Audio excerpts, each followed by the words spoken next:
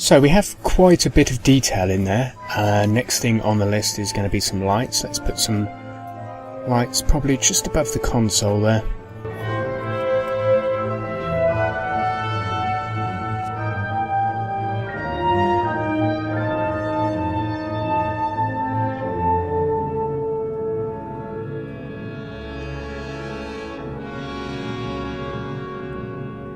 So we have our lights.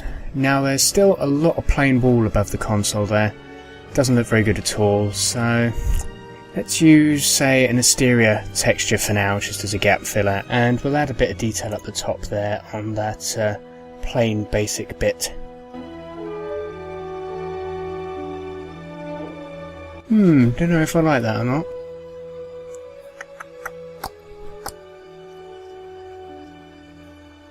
Can always change it later.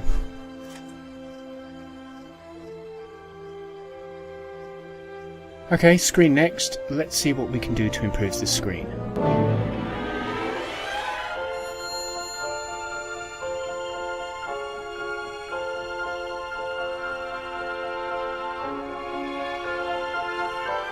So I've tried to put as much detail in that little space as I possibly can. So the walls are all broken up, which is good, no boring walls, lots of random detail. So let's look at Poseidon again. We've got some simple pillars there, whereas we've gone ahead and stuck random stuff in the pillars, such as pipes and, you know, like the blue light edge and whatnot. There's no plain walls, they're all banned. Have to have something there. We have textures or like a change of basic to split up all the walls, so that's good. So that's what, pretty much 2 hours work there. So, but that's fine. We have the theme in place now, so we'll be able to use the old copy and paste method to speed things up. So all these sort of little details we put in, we can just copy and paste from now on, and for the most part that should speed it up a little. What's next? Let's take a look at this console bit on this side wall here.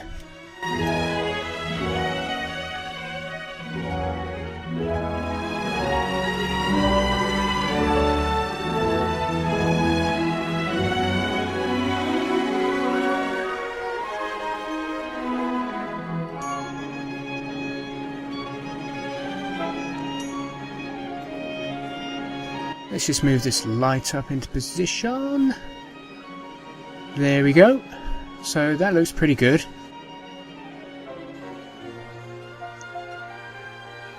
And we can now select all this.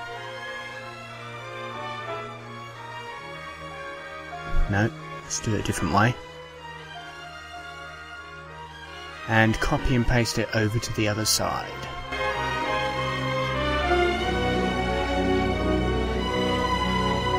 And there we go, it's looking quite good. Nice sort of back tactical area there. Some of the textures need changing, but that's okay. Got our nice handles to hang on to when the ship is blowing up and shaking. We've got really crappy wall textures that I need to redo. It's getting there slowly. Still stuff to add in, but we can start working on the ceiling. Now, according to the plans, yeah, I think this back bit is going to have its own sort of ceiling lights. It's not going to be part of the main one, so when I'm doing a ceiling, I tend to start by selecting the floor that I've done and copying it to the ceiling, as these sort of borders areas can be used for the ceiling as well.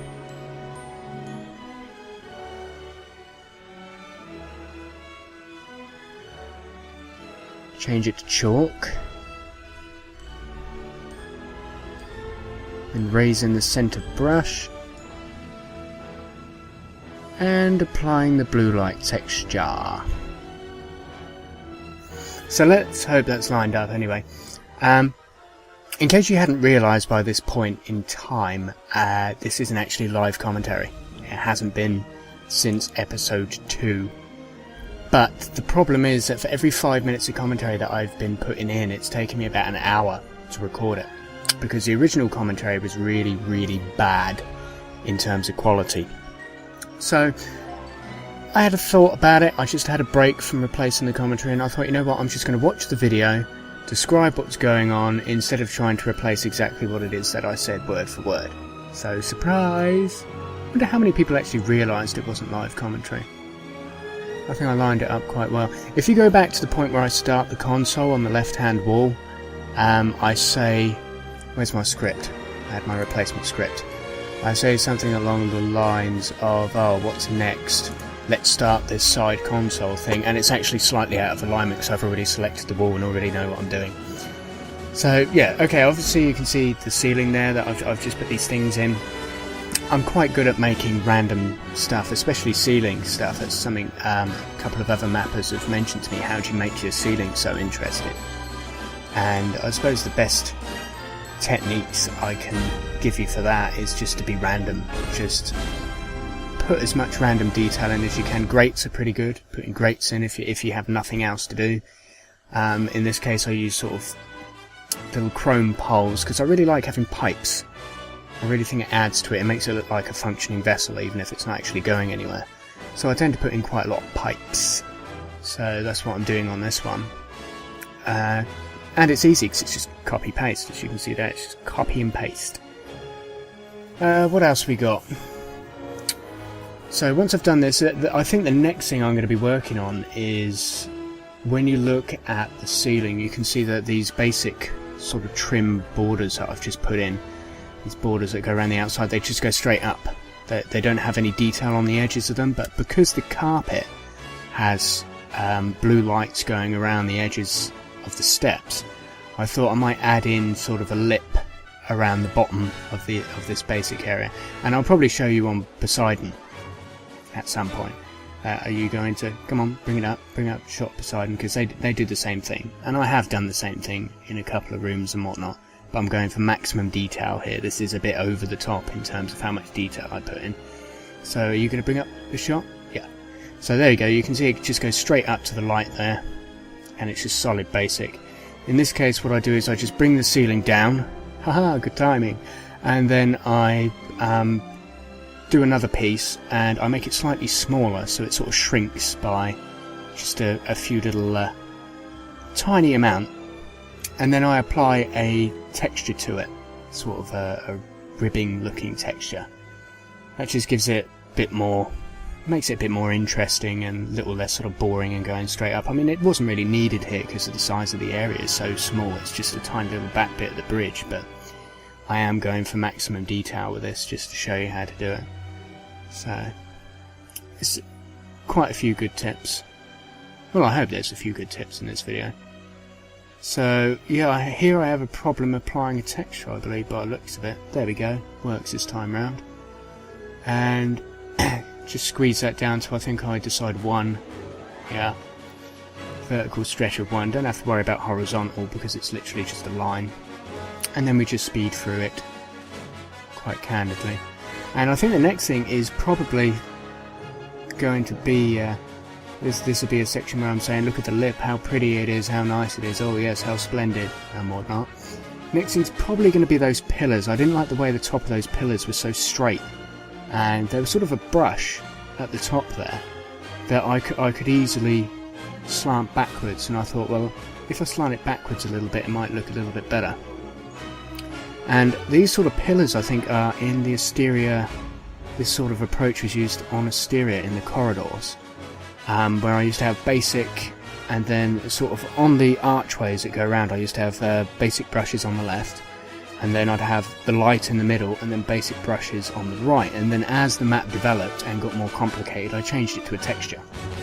Ultimately, I ended up just having one set of brushes going around, and I actually made a texture with the light part in the middle, so I wasn't wasting so many brushes.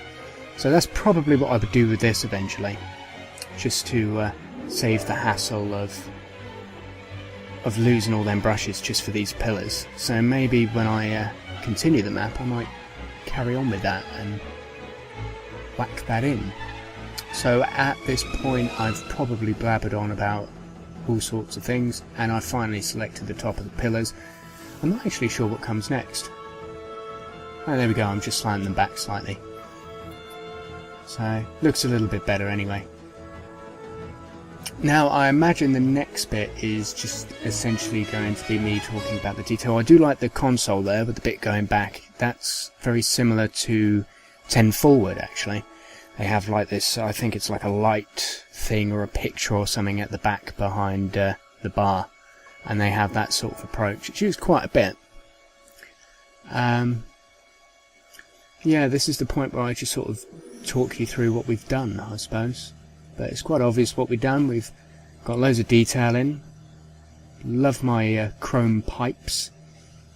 Consoles are at a fairly good height based on the average height of an American, which is 177 centimetres. I don't know what that is in feet. I suppose I could look it up if I was bored. And what am I looking at here? Yes, next thing we'll be working on, now it reminds me, will be the tactical console from Voyager. That's going to be at the back. It's going to be quite an interesting one. I do have a bit of difficulty with it, but I believe in approximately 30 seconds is the point where I have a little break from recording and mapping. It's important to have breaks. 2 hours in, having breaks was pretty bad. Full video's 4 hours, so there should be another part after this, I believe, or possibly even a part 5. I want to try and condense it down into 4 parts and just have sort of useful information. In that section there, I'm going to have little isolinear chip areas. They turn out to be a little bit too tall, but that's okay. And then you've got your ready room there.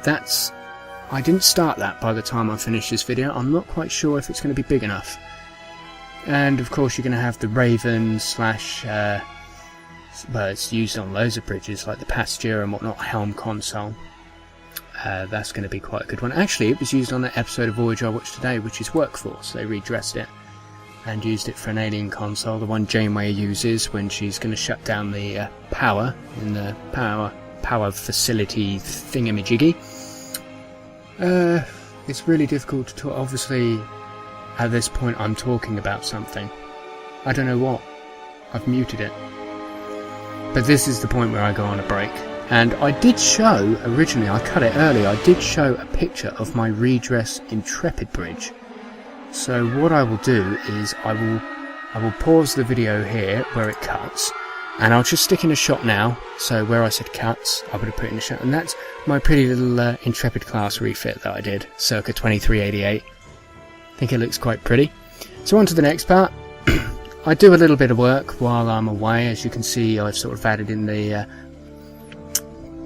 a bit of the sort of walls and some of the pillars. Those pillars end up getting turned around, they look stupid in that direction. I've done all the contrasting around the edges there, and now I for some reason feel like a weatherman. There's a cold front coming down from the north that could bring rain and snow to northern Scotland. If you're in southern England, however, the day should start with sunshine and high temperatures, so don't forget to put on that sunscreen. I'm Griffin Endurance for Weather Today. Back to you, Tom. Okay, yeah, completely random. So you can see on the centre of the screen there on the 3D view, you can see these sort of, it's used on Poseidon actually, and it's from the Pasteur bridge. It's these really cool, solid, like, details, I suppose. It's kind of like a massive, thick, chunky railing, replacement for a railing, and I really like it. And it was used, I sort of use that now as the signification of this is a past Nemesis ship now. That's what I tend to use it for. So I've obviously copied the plan here of the tactical console, taken it off to one side, so I don't have to worry about the sort of chrome bits and stuff on the ceiling getting in the way of me on the top-down view being able to sort out this console. And this console does take a bit of work because I'm sort of debating, why am I opening this? Oh, I'm just opening up the command. You already had it selected. That's it. That's the one. Yeah, already had it selected. Just drag that up a bit and then have a look. There we go. You always go in the wrong direction. It's really weird. It must be opposite, what they call it, inverted axis when you go to turn. Anyway, so this tactical console, I couldn't decide whether I wanted to use patch meshes or brushwork for this, because obviously one of the problems you have with brushwork when you're doing curves is that you can't easily sort of slant it on two angles, and there's this sort of curved part round where the chrome part of the console comes back, and that's very difficult to do with brushwork. You can see it there in the centre of the screen. just above the plus icon there on QuickTime. So you can see it's got that sort of curved bit, and that's very difficult to do with brushwork. It's a lot easier to do with patch meshes. So I decided to go with brushwork anyway, because it was only about 45 degrees, the console turning back, and I thought I could sort of wing it. But also, I needed to try and make it match that Pasteur sort of console look. So the little sort of thin black detail or darker detail around the top of the outside of the console, that was going to change to the sort of shiny black opaque glass looking texture. And I think everything else was going to stay about the same, because it's quite a nice match, funny enough, for the Pasteur style stuff. And the helm console as well, that I was able to modify that sort of style helm console later on to suit the tactical console, which was really, really good. So obviously here I'm starting with isolating the height of the consoles. The rest of the consoles I've done, you want it all to be to the same scale. You don't want a big console here and really short one there, and that's very typical in RPG maps that have had sort of prefabs from other maps or stuff like from Poseidon copied in at the last minute and whatnot. You see these different heights in consoles, so you have to try and match it. And you can see that one's probably, with that being the top, you could probably work out the angle now, because you can see the little railing there coming across that you'd grip onto, and you can sort of work out that down to the bottom of there is going to be the angle. So these consoles are going to be quite slanted. It's probably going to be a little bit down from that edge of the front edge of the console, because it's going to have a little lip going around it. So that's the chrome bit, I believe I've just done there, and the bottom sort of ring of like lights. So that's quite good. I don't think I ended up fitting the chrome texture in the end, because I thought it looked a bit stupid. Very easy to that texture, literally I don't think I even sped it up. It took like 30 seconds to make.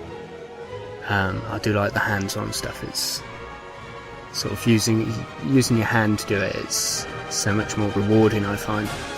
Although I do have Photoshop installed for its filters on occasion. So yeah, I'm winging around at this point, trying to figure out, well, should I use this floor texture? It would save me having any more textures. And I fiddle around with it for a while and think, you know what, no.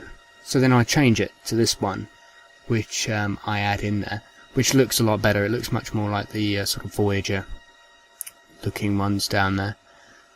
It would be nice to have them sticking out and whatnot, but you can't have sort of bump maps with such an old engine.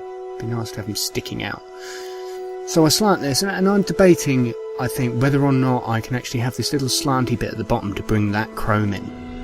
Because obviously one of the problems with that is, as I mentioned earlier, when you go around a sort of corner, it's very, very difficult. That's already been slanted on one axis. In order to slant it on another axis, it's very, very difficult, unless you're working at a precise 45-degree angle, in which you can do it quite easily. So I sort of delete it and play around with it and think, am I going to bodge it? And I decide to bodge it in the end, which is I bring that sort of curved section around the side there that I'm starting to make here, that's full height. I bring it around a little bit more, and I put a tiny little curve in it. Tiny little curve. I don't even think it's a curve. I think it's just one sort of slanty 45-degree bit. And I think that's about all I did with it. But it does take me a while, so I imagine it'll be speeding up soon. That's the next clip coming along at precisely 19 minutes and 50 seconds. So we still have, is that 19 a minute to go? Really? Okay. So yeah, I'll start turning it around the corner here.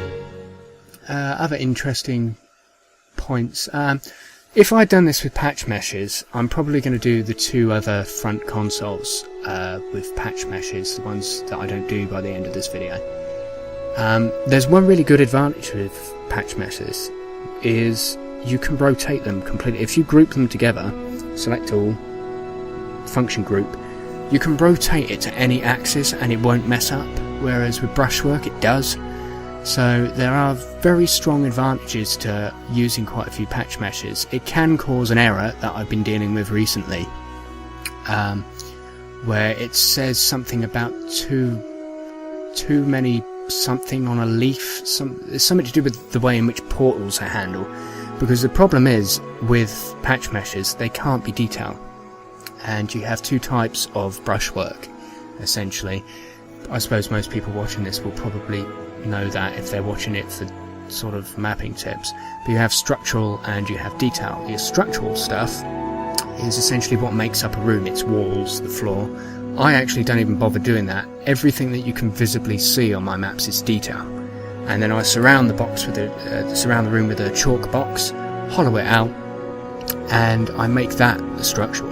So the actual physical structural room is only literally, I think it's 1, 2, 3, 4, 5, 6, 7, 8, 10 brushes and a portal area brush.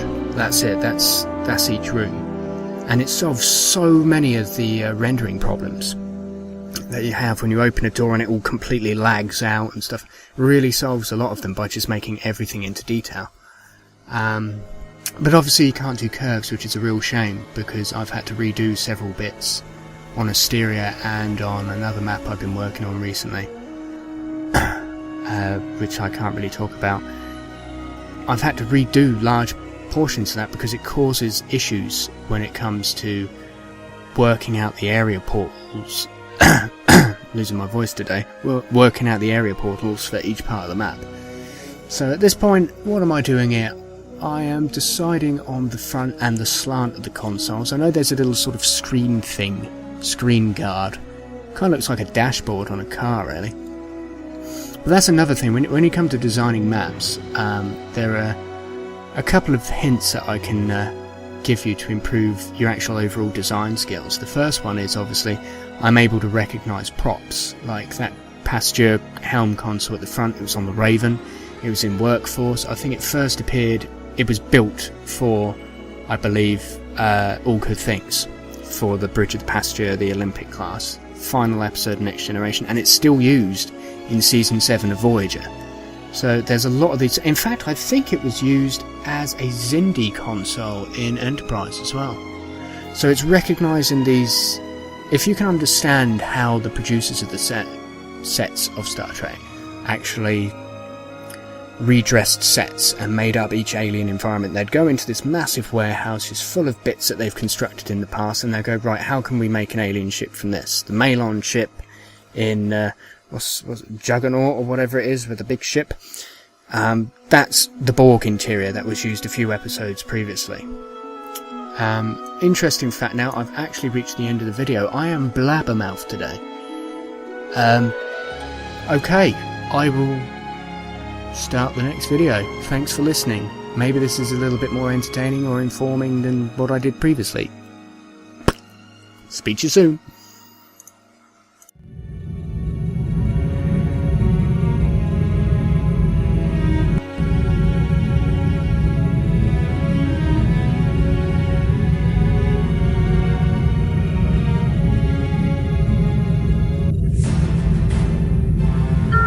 Proximity alert. Vessel decloaking. They are firing weapons. Warp drive offline.